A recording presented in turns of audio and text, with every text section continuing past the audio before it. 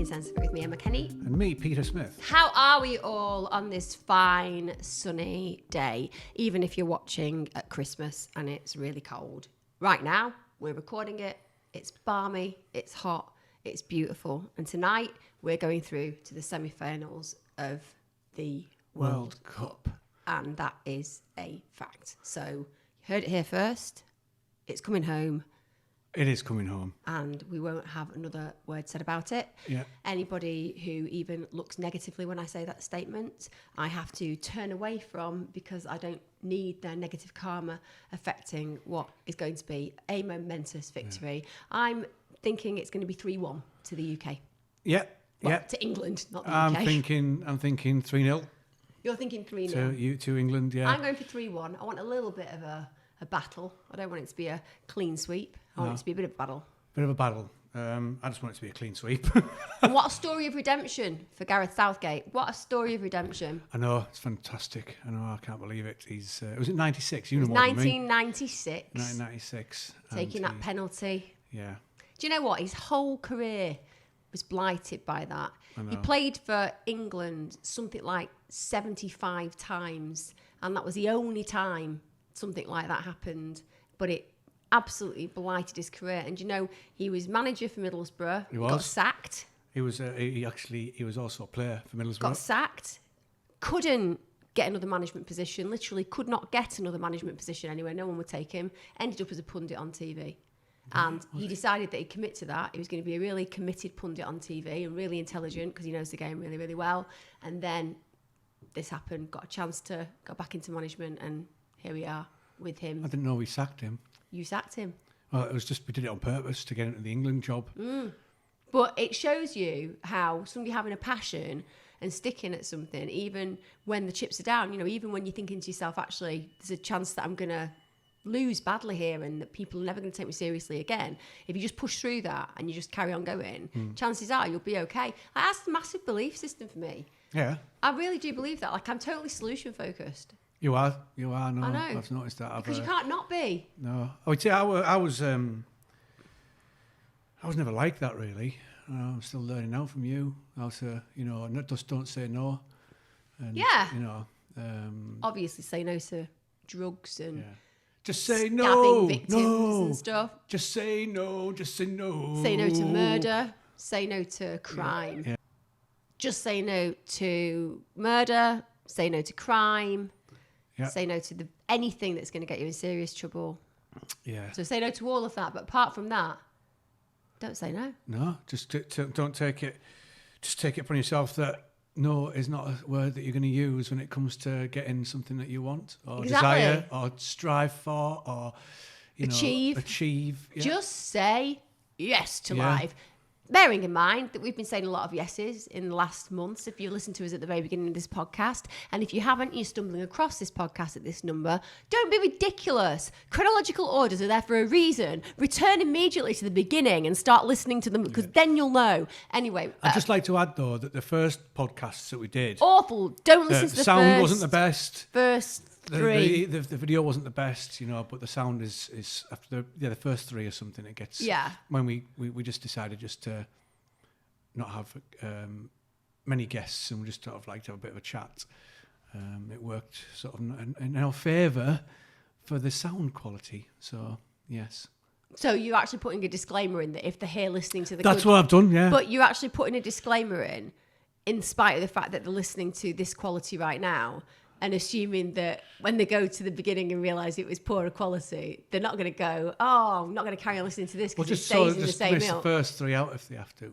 I think the first three were good. They are good, but then if they don't, because somebody complained before I saw a write-up and it said, I love the podcast, but the sound quality isn't the best.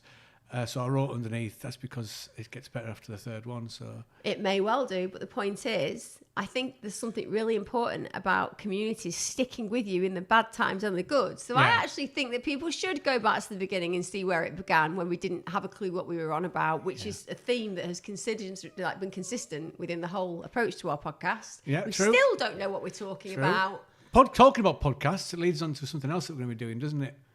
Oh, yeah, it does. It does a bit. I mean, let's be honest. Is this actually going to happen properly? Well, we're going to record some of our own family doing stuff and put that Family vlogs. family vlogs. If anything, though, We've been watching family vlogs online and they're not funny. yeah, they are. They're not funny. Yeah, we They're don't- like, oh, we're waking up in the morning and having a cup of coffee, and oh, we're getting ready, and oh, we've gone out for a walk, and oh, we're having dinner, and oh, thanks for watching, fam, and oh, it's bedtime. I nearly said something inappropriate then as well. Do you know but what I thought, better mean? not, 'cause there's no evidence pointing towards some things. Yeah, I just think it's just like, It is so bad. yeah, brushing my teeth now. Look, brushing my teeth. Oh my God. You know, let's And they've try. got like 1 million subscribers, and you're sitting there thinking, Christ, we can do this better. Yeah, let's try and think of some content to do. Ooh, That's Hey, what worries me. Huh? That worries me about us doing family vlogs. Does it? That I think you're overestimating the amount of things that we do in our life. Yeah, maybe as well. Let's just, We can't do one a day Oh, and why would we do one a day? because they're the ones that are popular. One a day. That's just like, you're not like the Osbournes, are you? You know Well, what I mean? apparently so. That's the way it works. Yeah, but one a day, for how long do they do them for?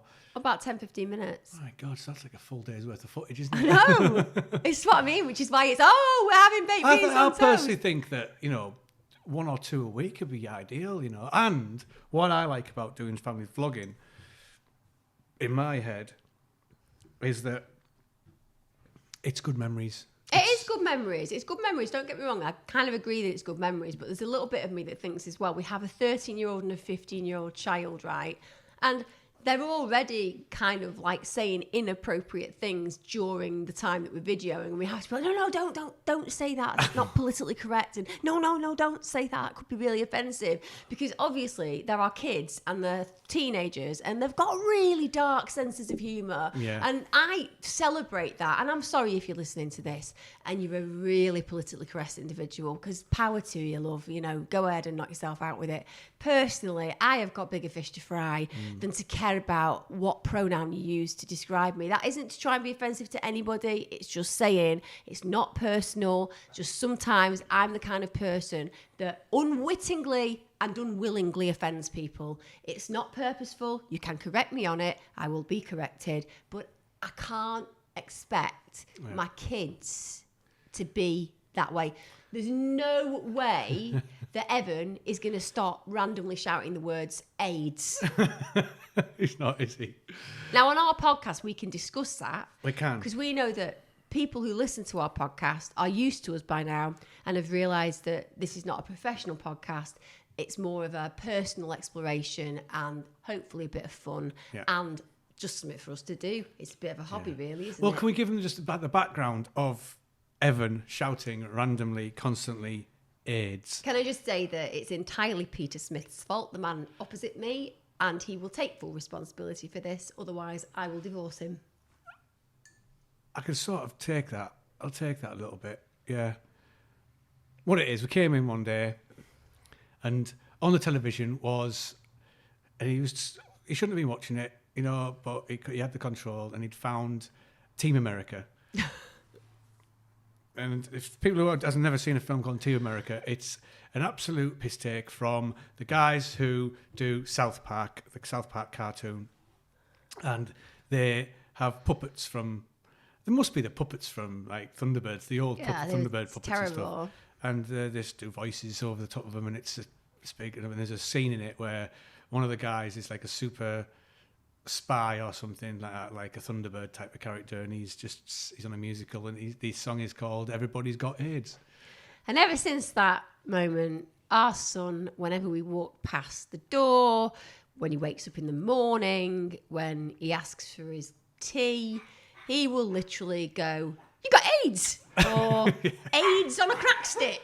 So whenever we now walk past Evan's room, we just basically get him screaming AIDS on toast. Yeah, AIDS on a toad stick. Yeah, just whatever that means. Everything, just random words put together. But obviously, you can't have that in a family video. It's not a family video, is it? There are kids who watch family videos, so we've got to kind of try to edit him and make him act in a way that is in accordance with what is considered correct etiquette. Maybe we need to society. get him on this one. That would be terrible. No, they can never find this one. Ty told me the other day that he doesn't want to be on my Instagram account because loads of his friends follow my Instagram account, which is bizarre because the only thing you'll ever see occasionally on my Instagram account is like a picture of a cat or me awkwardly trying to smile because I'm terrible at selfies. Well, that's it's because of the True Geordie thing, isn't it? What are you saying? You're saying that I'm not cool enough on my own. Oh, you are cool enough. Well, but they follow him and then saying that I'm not very cool. That's what you're saying. You're saying that I need to be endorsed by a younger, hipper, cooler guy to get people following me. Yeah, I got kids following me. You know, I'm chronology ageless. Literally, I just can transverse any. Well, you do. You look 29. I am 29. I know. That's why. I know. So that's what I mean. You look it. You look 29. Yeah, just a bit crazy, really. Yeah. So, yes. So, okay, then we will have to take a look at the family vlog then and see where we go with it. I just think it's going to be one which should be fun, but I don't think we have very much in our lives. Well, it's just an excuse for us to put something in our lives, isn't it? I know, but then, like, have we got the time to introduce things into our lives so that we can show people that we've got things in our lives that are purely there because we hadn't got things in their lives to show them, and now we need to do it because we've got a vlog. Well, it could be called Things in Our Lives. Like Days of Our Lives in America. Yeah. It can go on for the next 43 years. Every time there's like a cut to the next scene, but in between the scenes, just have a picture of your house outside and like just have the... have like the music that crosses over and then it goes into the next scene. You know, in like American sitcoms. I think we should. In fact, that's what I'm going to do. When I was a kid, I used to watch Falcon's Crest. Do you remember that? I remember Falcon's Crest. It was awful. Yeah. It was like a cheap version of Dynasty. It was like the Neighbours of Dynasty. You know what I mean? Wasn't it at the beginning? They had like it was like as if I don't like it was on remember a helicopter the beginning. shot. I just remember lots of shoulder pads, lots of kind of aggressive middle-aged women arguing. You say it was the poor man's version of Dynasty in Dallas, but I'm sure it was quite a big show, Falcon Crest. It was in the daytime. Yeah, but I'm sure it was a big show. It didn't feel like What a big show. What was the one? Sons and daughters, Love and laughter, tears and sadness and happiness. Don't know the next words. We will find out our sons and daughters are what we do once about. What was the one with the People are going to be like, what on earth are they talking people about? remember Sons and Daughters? It must have been on all over the world. Loads of people were everywhere. Sri Lanka, it was like a much more Azerbaijan. deep and gritty Neighbours. Yeah. It's gritty. Stuff happened. Yeah, it was, wasn't it? Yeah. What was the one? Heart to Heart. Oh, I loved Heart to Heart. Do you remember the theme tune to it? No, No, I don't either. I really don't. No. I don't remember. I remember the Love Boat theme tune. That was The amazing. Love Boat. How does it go? The Love Boat. Oh. That's something like that, yeah. No, No, not that one. No, not like that. It goes. It kind of goes. It. That's just that thing, and then it goes into a different kind of. And what was it about? Love Boat. Like, it was about a cruise ship and the lives of the crew on it. All right. With different people coming on the cruise ship and having different experiences from like crimes occurring and things like that. It was a really interesting show. So it was like a Miss Marple on sea. No, there were different things happening. It's kind of like a tongue-in-cheek comedy as well. I didn't know that. Yeah. American. Absolutely, it was American. Yeah. We had a version over here that was less positive, which would have been Howard's Way. I know it wasn't really on a cruise ship, but they did have a boat in it. That's I used to play that on the keyboard. Oh yeah, when you were a little boy. Yeah, I come down the stairs. So when Pete was a little kid, always the performer, Yeah. he couldn't actually really play the keyboard or the piano, just to put that out there. But never one to be, stop it, Pete. Stop it. You did not play the keyboard. You cannot say using one finger to do the tune is playing it. And I know that's what you did because your mum told me. Yeah. You didn't use your other hand. Mum, when are all these conversations going on with my mum? I talked to your mum lots about you when you were growing up. I make it my business. She's got lots of pictures down to show me, including ex-girlfriends from the loft. You've seen that happen. When we were at Centre Parks together, I did a lot of talking to your mum. I figured out quite a lot about your life that you now are aware I know, but before might not have.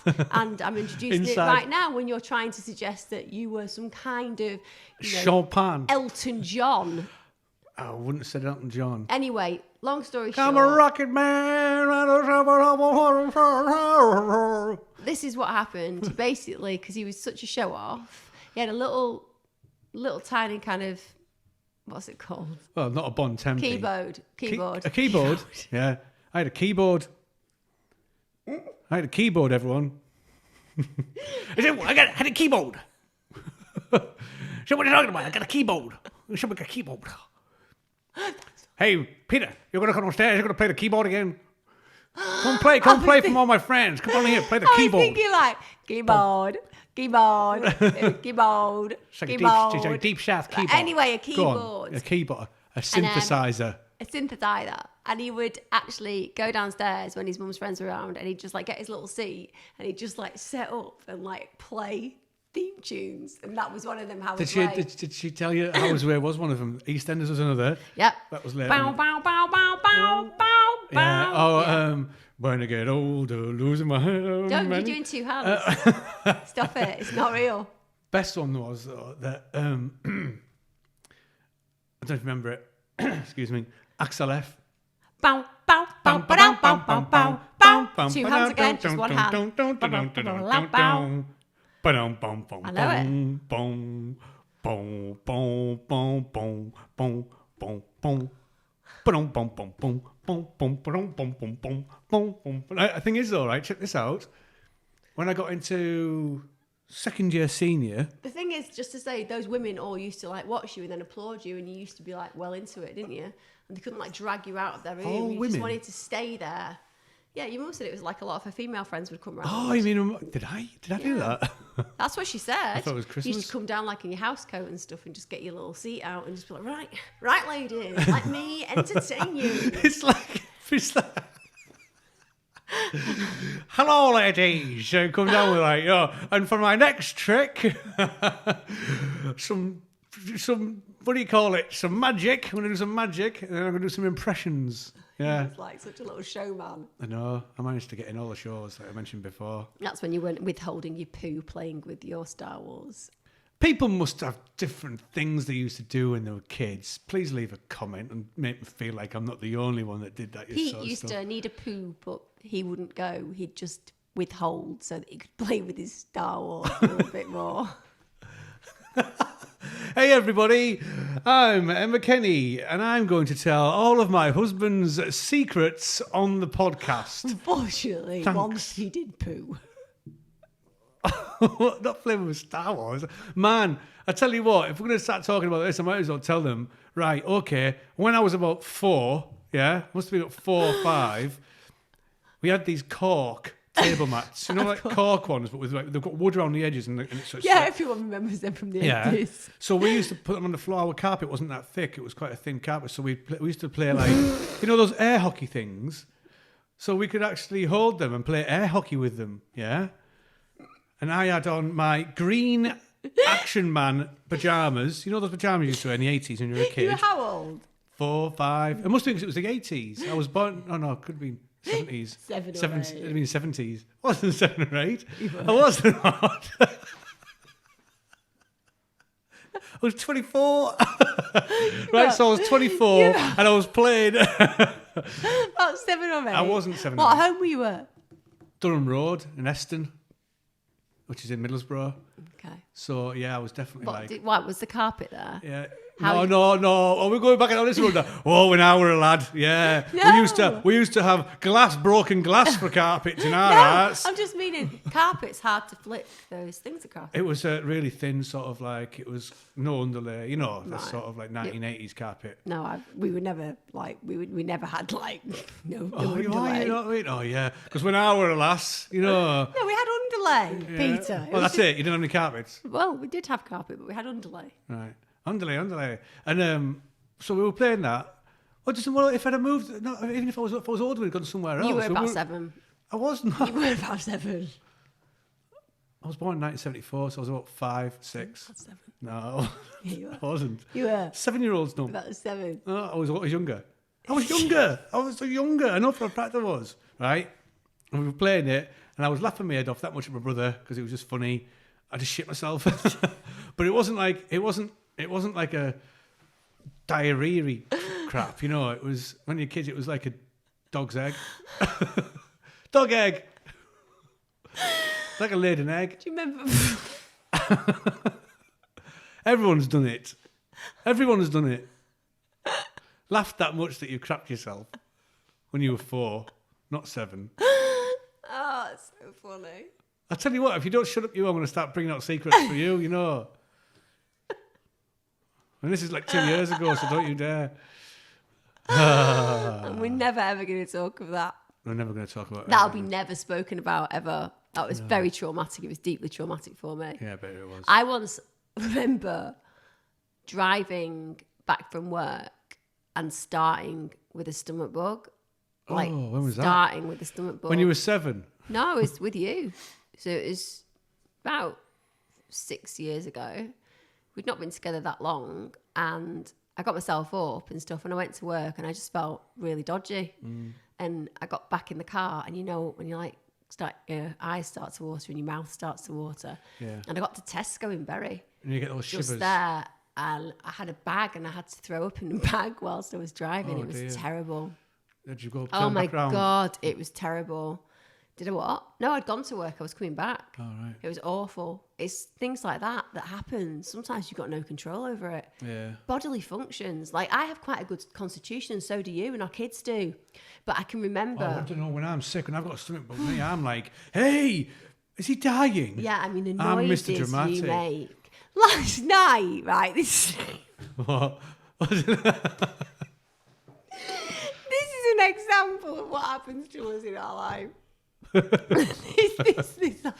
I literally can't write it. It's like crazy, right? So this is how I was woken this morning. It was like 10 to 5 or something, wasn't it? This is how I was woken this morning, right? Come I on. was woken with this massive start as Pete, like, literally, can only be described as flings himself. Flings himself out of the bed. Screams at the top of his voice. Cramp! I screamed and then she screamed, cramp! Proceeds to fall on the floor. Repeatedly kicking his leg. Just like nobody in the history of man has ever dealt with a cramp like that. have you ever had- And I had to literally go, Pete, calm down, just put your foot on the floor, push into it. He was and he's going, you don't understand. It's like, I do, I had cramp. It's actually hurting. You The won't. cramp was that bad. It's actually hurting now. You threw yourself out of the bed screaming, I've got I mean, to be able to throw yourself, I'm not sure if anybody can put this into context, right? Imagine trying to throw yourself. Hang on. Like, throwing yourself. You did. It's like when someone says, flung yourself you've out of convinced bed. yourself, like, like, do a convince yourself face. Like, No. Uh, Do you know this is hold a minute. This is I've my, convinced myself. This is my convince myself. Right? Go on. Ready? I'm going to do this. Like, Right, this is go my on. convince myself face. Go on. That's not a convince yourself face. For anybody who's just... Stop! You're not listening here.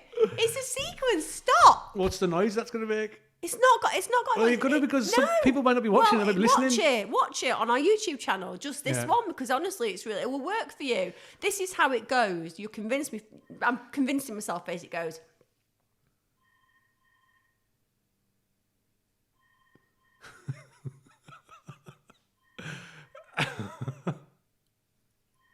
That's my convince Is it? myself face. As you can tell, the phone's ringing in the background. That's just obviously the That's sound. someone ringing to tell me how good my impression is. Yeah, I was In thinking fact, that, they're yeah. that convinced they've had to call me. So that was your convincing face? Yeah. Okay. No, you can't do a series of faces now, Pete, because like you said, I'm not people going aren't going to be to. listening. I mean, my convincing face is just that. That's not. That looks like when you were 4 and you were playing with your Star Wars. So that's a poo phase. Yeah, but yeah, I mean, again, through myself, you know. Yeah. You did. You flung yourself out of bed. It was It felt ridiculous. like somebody had You were the most inflated my dramatic leg. person I've ever met Listen, last I night. used to play football. And I know what it's like to get cramp, but this was bedtime cramp. This was like somebody injected my leg with concrete.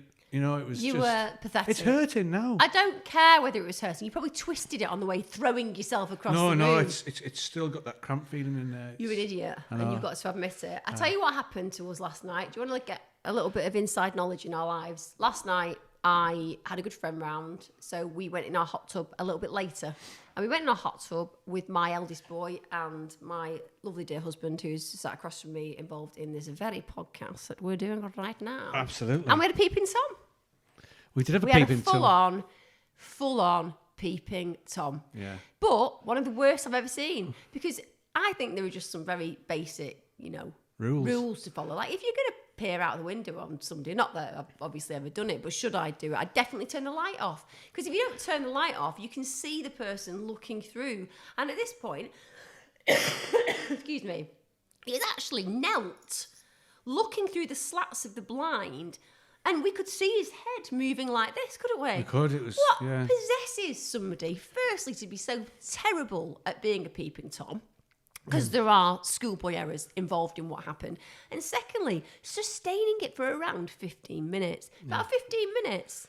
I know. Until our eldest shouts, "He's just staring at us!" You know. So. He got a bit aggro, didn't he? Yeah. 15-year-old is at that stage. You know what I mean? 15-year-olds, boys, they just think they can take on the world, don't they? That's why they get killed. Because they genuinely think that they can fight the world. And he was like, yeah. Why are you doing that? Why are you doing that? And we were just like, we were just trying to go under the water. Don't get involved. It was funny, actually, because I was thinking to myself, last night, after it happened, isn't it weird that you dropped that? Because I'd have done that when I was 15. If I'd have had somebody, I can remember, oh my God, I can remember being on a bus home and some guy, like, looking at me, like, probably dead innocently, older guy. It was back in the days where you could smoke upstairs on buses, so I was up there. Which is weird. A very long time ago. And he was looking over, and in the end I just went, what are you looking at? But properly, like, aggro. And he was like, nothing. And I was like, well, you clearly are, because you're looking at me, aren't you? So what are you looking at? And he was just like... Proper mank. He was like... And I look back now, and I'm like, guy was probably just like looking at, I'm just looking. But at 15, you're like... Oh, yeah, I grew up. I was Do you know what I mean? yeah. I can remember fights starting all the time where somebody go, what are you looking at? And the person would be like, what are you looking at? And he'd be like, it's ridiculous. What are you looking at? What are you and they're looking like, I don't know what I'm looking at. I don't know what I'm looking at, but it's ugly. Well, if Like, you don't know do what you're looking I at, well, am I mean? going to know what you're looking at? Yeah. And everyone starts to talk like that, It's like, I don't know what I'm looking at, but it's really ugly, innit? Yeah, no, we never spoke like that. We did. That's how it is with the boys here. You've not heard Tide Never do that. They get Oh, like not, that. yeah, but that's in the northeast. It was They just get like, really, hey, yo, yeah. really- Yeah, they were very abusive in the northeast, like you told me. Yeah. So I'm just on that conversation there. It's mental how people used to smoke on buses, and it was weird, wasn't On it? airplanes. And, you'd be sat in an airplane. Well, I remember sitting in an airplane. I was going to You would book America. I think it was. non-smoking seats and then walk to the back and have a fag. Yeah. Or like you'd be sat in the non-smoking seats, but then the seat behind you Would be smoking. becomes the non. And the air conditioning going round. Yeah. It's insane. It was absolutely mental. It's like. We just accepted it though. Everybody smoked. Like there's a smoking room in every single school. There was a smoking room in every single staff room. There was a smoking room in a hospital. There was a smoking room in the airport. Everything just smoking was just part and parcel of our culture. I remember the smoking rooms at the colleges I was at. And we used to go upstairs on the bus and have a fag. That was the way it was. And then they got to a point where they banned it for half of the back top bus, and then it eventually became banned full stop. But you used to have little ashtrays on the back of your seats. Yeah, back of the seats that no one ever used to use.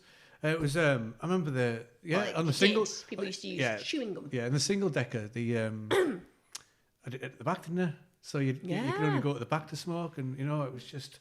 I remember going to the pub, and everyone smoked. Everybody just stunk. I mean, even if you didn't smoke, you might as well have. Yeah. Because second hand, it was just you were there, innit? Your clothes were ruined.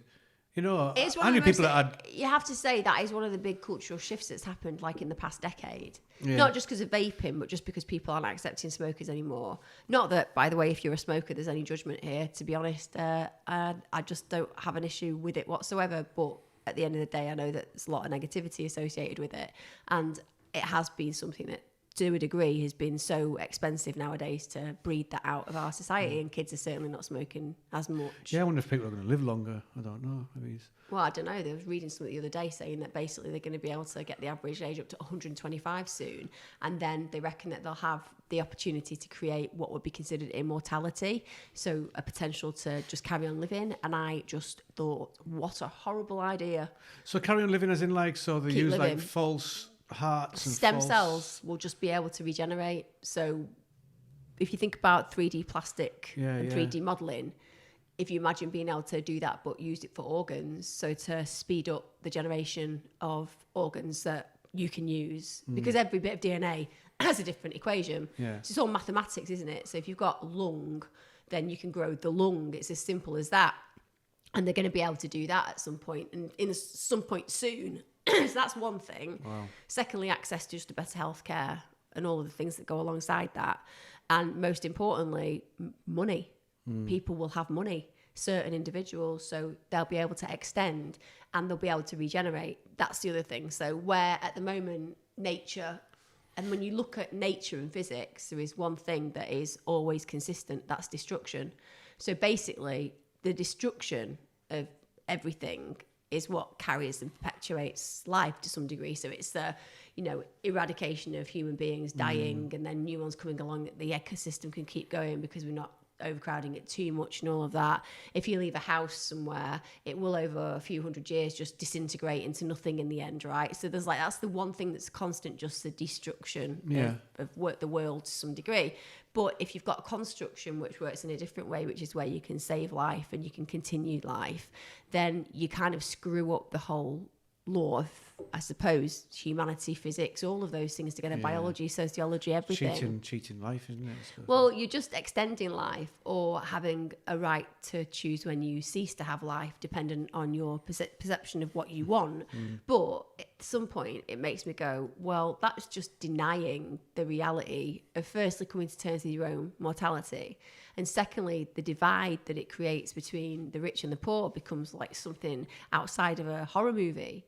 It kind of makes you go, this is something that's really separating. It's saying, that's going to be those people, that's going to be those people, and never the twain will meet. And when you look at kind of the way that, if you look at our bodies, so they can see a clear divide occurring. So with rich people, what they can see is the body type is long and lithe and slim. Yeah. And usually relatively lean. And then poor people are getting shorter and more squat and more heavy set and less lean. So you're actually seeing a genetic almost divide between what was rich and what is poor.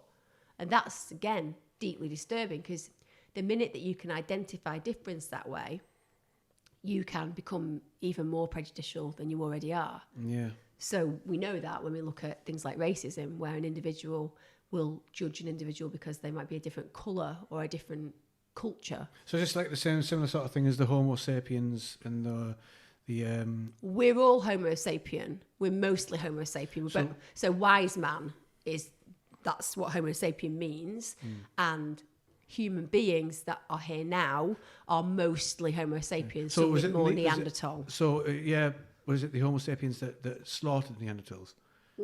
Was it that? Was it works? Well, for whatever reason, all types of human, from the pygmy human to the Neanderthal human, all of those were, shall we say, removed, probably eaten. Yeah. That's the evidence that there's probably been eaten by wise man, killed and eaten.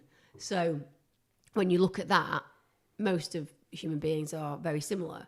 But definitely what's happening is diet, nutrition, and fitness access, healthcare access, education access, being brought up in a nice environment is all impacting quality on of the life way that and people are. Breeding as well, isn't it? And yeah. So just taking wealthy people, they tend to stick to their own breed, don't they?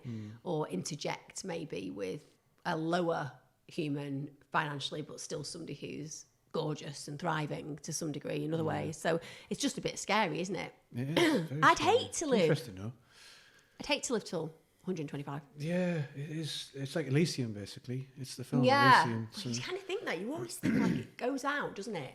You see like films and they bloody make it happen. Yeah, it's pretty, conspiracy theorists have their own take on a lot of stuff like this, don't they, about the Hollywood movie moguls and various things that they... Oh, like the Rothschilds and everything. Certain, the old blink sideways, they're all lizards, that sort of thing, sort of, they're not from this planet, which you never know.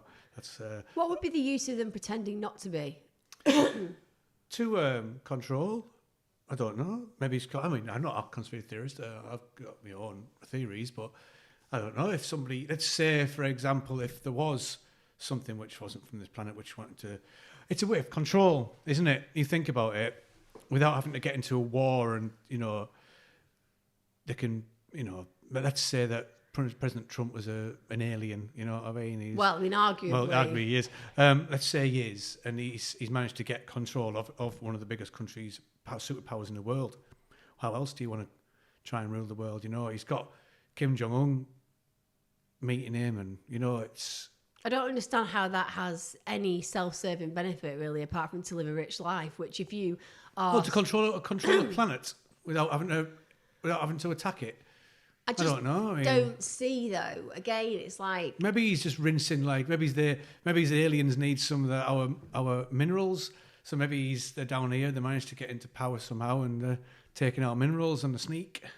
I just think that... Without having to people pay for it. Want to believe that there is magic, and I get it, and I understand that conspiracy theorists, like a lot of them, there is magic. What are you on about? A lot of them are very bright. They're not stupid. Might like it, but not a lot. They're not stupid, but for some reason or another, they just want to believe in something that's a little bit more unusual and unique. And I think that there are enough kind of wonders in the present world that we should maybe concentrate a little bit more on those than worrying about whether our neighbour is an alien. Yeah. And also, I'm not fully convinced that this is not just a computer game. Yeah, I know.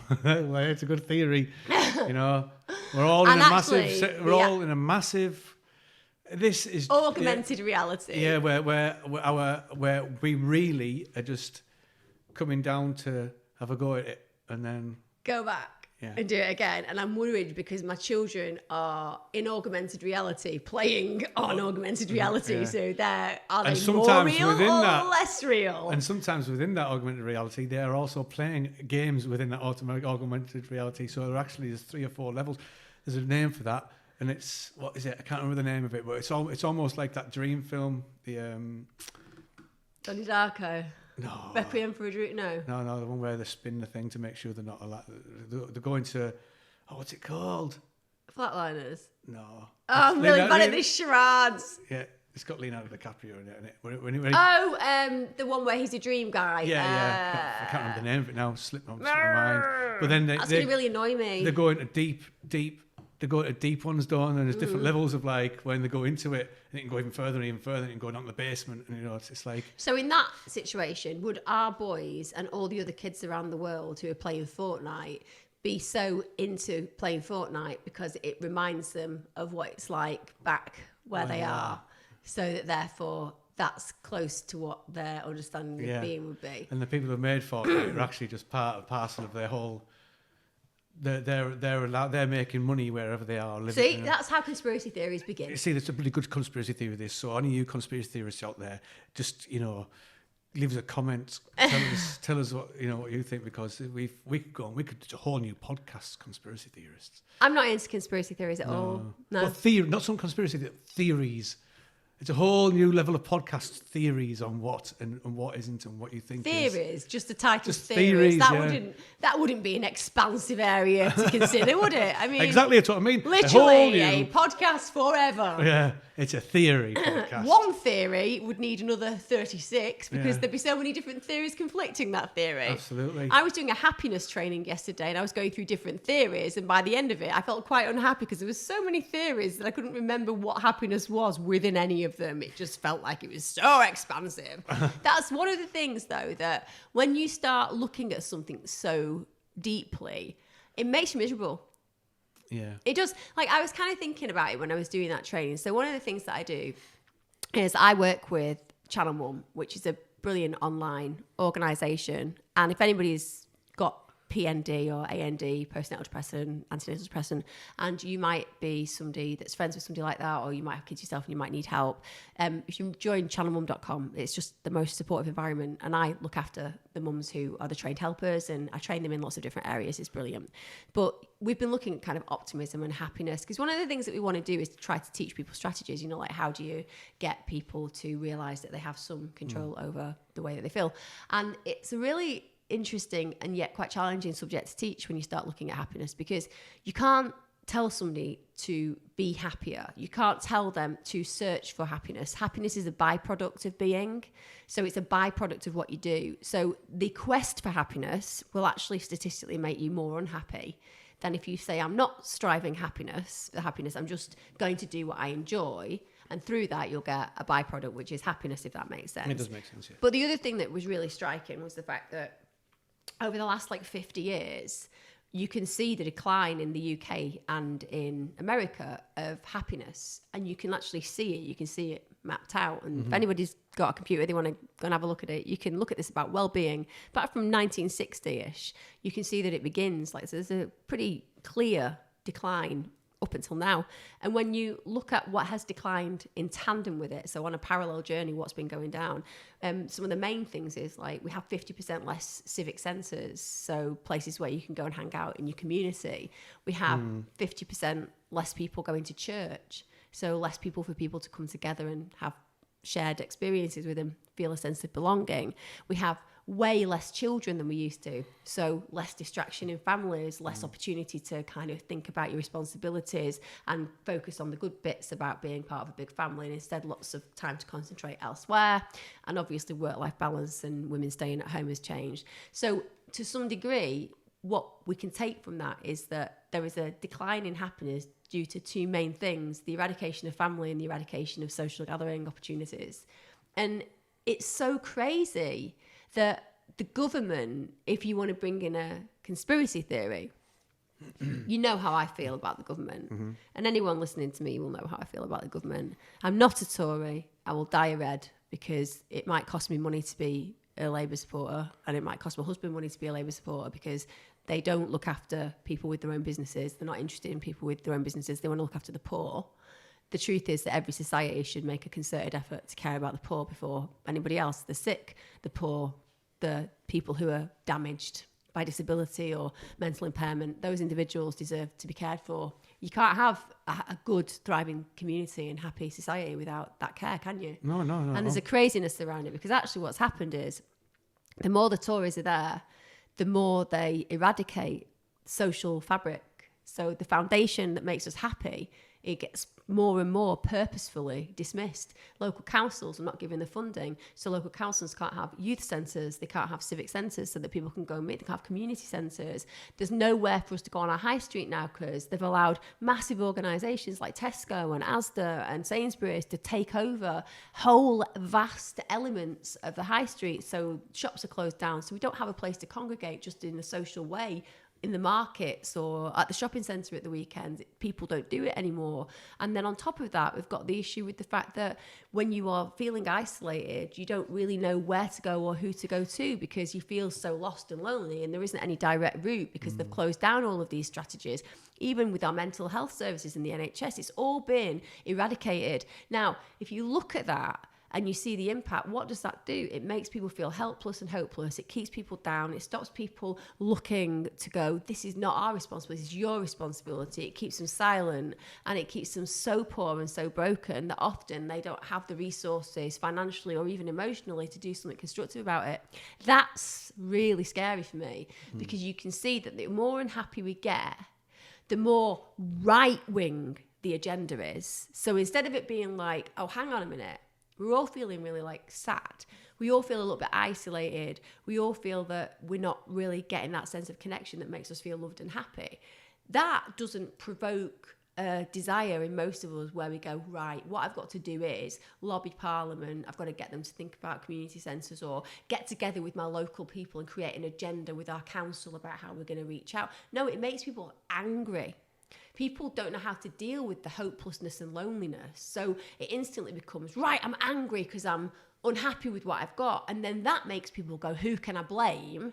And then people go, well, I'll blame you because you're a Muslim, or I'll blame you because you're a black person, or I'll blame you because you're a Jewish person. I'll blame you because you're a white person who's Christian in the UK. And suddenly it provides even more infrastructure for destruction. Yeah. So instead of it playing to what we would hope it do, i.e. become a red, vote for your fellow man, care about them, people go blue. I'm angry. They're telling me that we can blame people. They're telling me this won't do anymore. They're telling me that benefits are going to get stopped and we'll take the disability off people who should be working because they're just bloody disabled. You know, all that rhetoric. Yeah. But you think about it, that's exactly what Tories want us to do. Yeah, it's true. You should be in bloody run for council. No, but it's true. When you look at, like, you know, some of the Labour people, one of the things that, you know, you've got is, you know, people talking about the fact that the Tories want to eradicate hope. Yeah. If they can eradicate hope, they have you forever. Yeah. They have you making you believe that there is no hope, because hope is powerful. Hope changes things. If you have hope, going back to what we talked about at the beginning, you have solution. Like, I never sit without hope. It's my best friend. It's a whole game, isn't it, down there? It's just a big, massive game. I remember that the Scottish lady telling us about the way that they have these little tricks and things for you to be able to get you to speak, and it's disgusting. you have to go out and then wait and come back in. I mean, that's down. not just the Tories. That's just the that's government the whole thing. Yeah, what's it all about? It's absolutely screwed up. It's like misogynistic and weird. And It's a group of misogynistic, old, wealthy aristocrats who've got no sense or care for the common man that has been the foundation and the complete core of this country, and woman. I should use it in a neutral term. It's appalling, but it blows my mind that people can't seem to get their heads around it. Like, I hear a lot of hate and a lot of negativity, and yet what I see from the statistics and when I'm doing happiness research is we know what makes us happy. Why are we not having this agenda where we're actually doing something purposefully to change it? Like, I know how much better I feel when I go and sit with a group of people, maybe strangers, that I can just have a conversation with.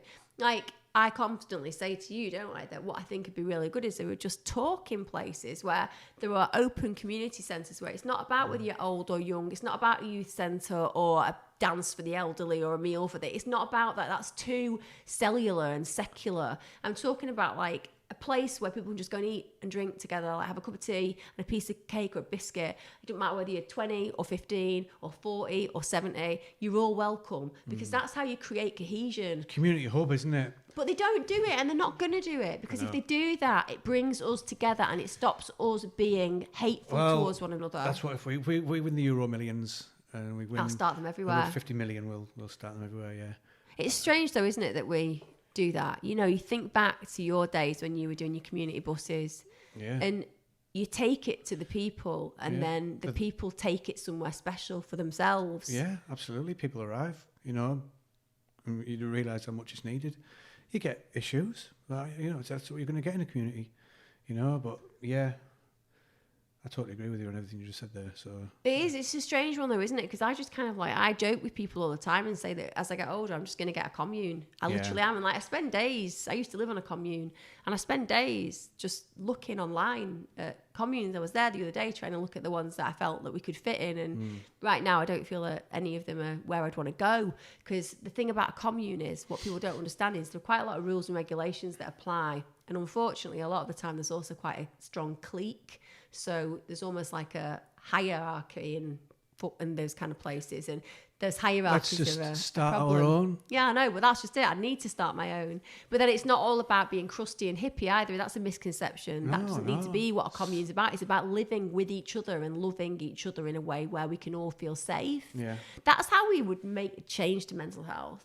I've always said, like, I would love to create retreats. You know, there's no way I'm going to be able to do it right now. I haven't got the backing of anybody, and to be fair, it will take a lot of money. But one of the reasons why we've been working on an app for a very long time is because we kind of want to get wellness out to everybody. So not a lot of you know about this. We've not really talked about it on the podcast, but we've been plagued with really lots of problems. It's been a really difficult 4 years in many ways, but it always had this ethical belief system that, you know, we could bring health and well-being to everybody for free in a democratic way. And apps were the way forward. But anyway, we'll park that because it's been a difficult journey and it's not one that's had a resolve at the end of it so far. What we can say, though, is from that, it's certainly not changed the way that I feel about wanting to reach out and work with people who are in crisis. So I look now and I think to myself, if I could have centres where, bit like rehabilitation, but where people just come to be and to heal without this agenda that a lot of rehabilitation units have. Calm and care and good food and good conversation and sleep, without being made to feel like they're diseased, instead being made to see that they're welcome and that they're home. Because I think that that's what people need. I think when you're scared, you need to feel home. You need to feel safe. And for some reason, we just don't have that agenda in this country, do we? No. It's a utopian way of thinking, but it's, you know, it is possible. It's just, you just got to eradicate bloody hate, haven't you, you know? I don't think it's utopian. I say utopian in a way where it's a wonderful way of living, you know, a wonderful way of being together as a community, as a world, you know, and all realising that we all bleed the same colour. I think it's a better way. I think you're never ever going to get rid of the isms in life because people just carry them inherently sometimes. But it's more just like it would calm people a lot more. I love chatting to neighbours. I love going to the shop and having a natter. I love all those kind of really simple pleasures, but I know that a lot of people have forgotten them. And it's like what we need to do. So when I was doing that research and like looking at my training that I was writing, I just kept thinking, wow, here we go again, this obvious recipe for happiness and well-being that's just so badly dealt in society. You know, it's like, there are the ingredients, but they just want to cover it over with a whole lot of heap and a whole lot of social issues so that we don't look at the real problem. Do you know what I mean? Yeah, I do know what you mean. Have you got anything light to talk about before we get to the end of this? Because that's been a bit of a heavy 15 minutes, I think. Yeah, I mean, I could take it lighter, a bit more weirder, but lighter, yeah. I mean, I don't know if anybody remembers, I keep going back to nostalgia again. In the 1980s, 70s and 80s, if you sat at school, this might happen across the world, wherever you're listening. I'm sure it's happened in like different countries. If you sat at school and working away and you'd look out the window and you'd always get a couple of random dogs on the field or the playground and you'd be like, what are them? And you'd like realise that they were stuck together from like, the backs, were like the bums are stuck together. And then you see a teacher run out and throw a bucket of water over and that, you know, and they were basically shagging. Well, last night we got outside before we went in the hot tub and our little chihuahua was sort of squirming and squealing a little bit. And I went over and our oldest chihuahua, the male, seemed to be attached to her. Oh, God, yeah. And then I suddenly realised that he was having sex with her and they turned round and they were back to back and they were just stuck. I mean, literally stuck like glue. Yeah, let me just tell you, this is after he's called me out without like any idea of what's happening. And he basically says the dogs are stuck together, providing me with an instant desire to pull them apart, which apparently is the worst thing that you can do. And I couldn't. So let me tell you, not only is it the worst thing to do, I imagine it's quite impossible to do it as well because they were absolutely stuck they solid. Were stuck solid. He must have... Yeah. I mean, for a tiny chihuahua, he's got a third leg. I tell you that now. We read about it, though, and it's called tide. It's called when dogs mate, they tie, and that's why. And apparently it's because his willy swells whilst it's in her, as opposed to going in there. So that's why they get stuck, and it has to go down naturally. But he's not going to be able to get her pregnant, which is a shame, because we've actually had him... implanted. So he can't have babies yet. Because we don't want her to have them too little. But that's going to be exciting, guys. We're going to go through a period where we're going to have pregnant chihuahuas. Yeah. It's going to be so exciting. It'll be hilarious, especially when she's only that big anyway, so they're going to come out that big. I know. And also, Friday, we get the keys to our rental house, don't we? We do. This is a bit of a strange one. We don't have a pension, so we saved up to buy a rental property because they're quite cheap where we live. And anyway, we've gotten the keys on Friday, and I have this momentary panic where I think to myself, we were only in there about 2 minutes. We were just like, yeah, let's buy it. And I'm now thinking, I did that when I bought my first house. And when I got in there, I'd bought the wrong one. Like, I bought the wrong house. I bought 29 Elgin Street in Preston, and it wasn't the one that I was meant to buy. I went and saw 3 on a day, and I put the offer in for the wrong one. Oh my God. So the one that I was meant to get was literally so different. I can't even tell you. Oh no. Is I it know. all right though? Not really. No. It needed a hell of a lot of work. I've never mentioned this before. That's Did the I not biggest- tell you? No, it's the biggest faux pas. I saw it once. I was shown round it by a woman from Asda. Asda used to do houses, yeah. Used to do house Yeah. sales. I went to Asda in, I think it was Fleetwood or something in Preston. She took me. She actually drove me. I didn't have a car. To 3 different places. I was convinced that I'd bought the first one, and it turned out I'd bought the second one. And when I got in there, it was like, I don't remember it being anything like this. And it was because basically I had just kind of moulded Yeah. them into one. Well, I I think. do hope that this one is the one that we've I been know, looking at. but with such panic, tune in next week because we might find out that I've completely Yeah. messed We've up and actually we bought bought an the wrong house apartment. again. We've bought an apartment in Stockport. Yeah, that wouldn't be bad actually. The house prices are doing very well there. I Yeah, believe. yeah, well, yeah. Well, as ever, it's been a joy chatting to you guys. Hope you're enjoying listening. We do appreciate our lovely listeners, particularly the ones who comment and come back to us on a weekly basis because it makes us feel like we have our little family. Stay tuned for the fact that by next week we might be international family vloggers. We might be being talked about all over Japan, where I believe family vlogging's very big. And England could be world champions. And England will be world champions. They will be world champions because, yes, It's coming home. absolutely. Be happy, everyone. See you next week. See you.